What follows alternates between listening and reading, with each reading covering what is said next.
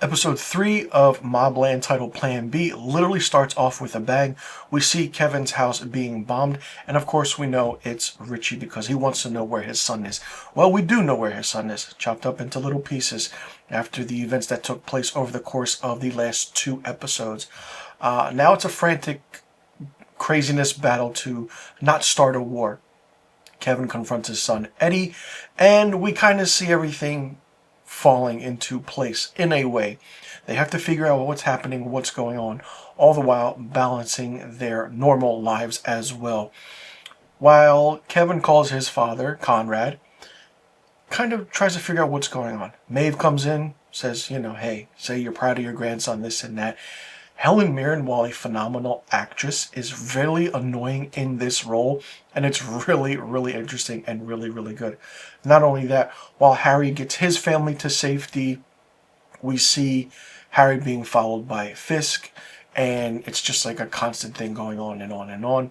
Kevin is trying to figure out what to do and where to go and everything, and then Harry gets another call from a woman, Maria. I think he goes to the old folks' home, tries to figure out what's going on with that. That's another side story.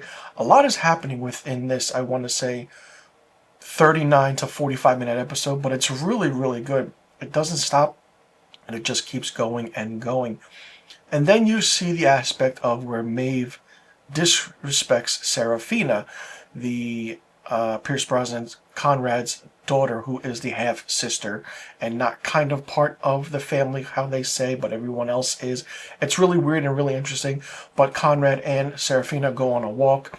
They kind of have a nice heart-to-heart, and we then see how Kevin and then Harry figure out what to do with the club owner, who evidently kind of cut up Tommy and, kind of did everything and what happened, and Eddie kind of gets away with everything, which is weird to see and so to speak.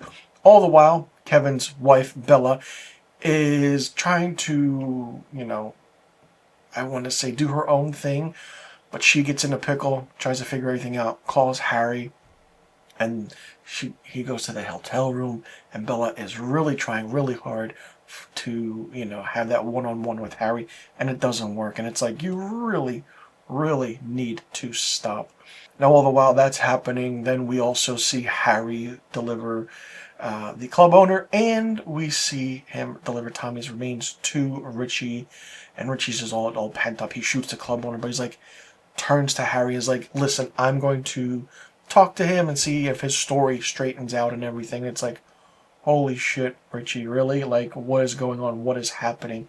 It's a really, really crazy aspect of how this story is going and how the turn of events are happening, but it's really, really fun. The writing's really good. Some might say it's slow-going episodes. Listen, we're only on episode 3. It's a 10-episode season, but it's going to pick up from here, and it's going to get definitely interesting, because now it's like, all right, what can happen now? Nobody wants a war. We know that, between the Stevensons and the Harrigans. Harry is trying to stop all that.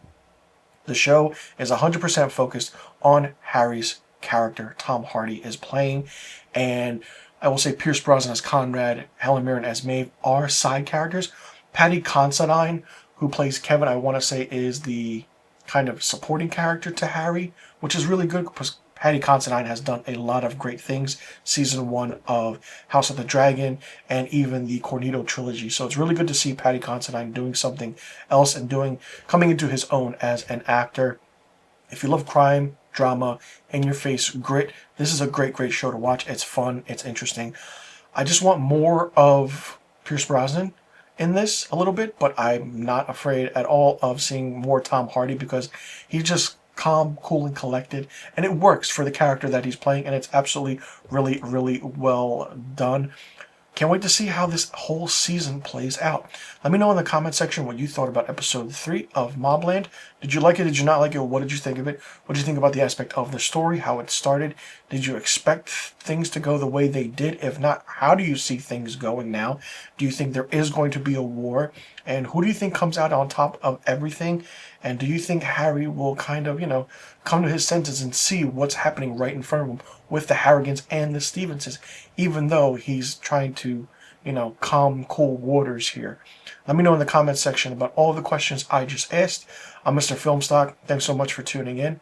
I'll see you all in the next review video, and be sure you tune in next week to my episode 4 review of MobLand.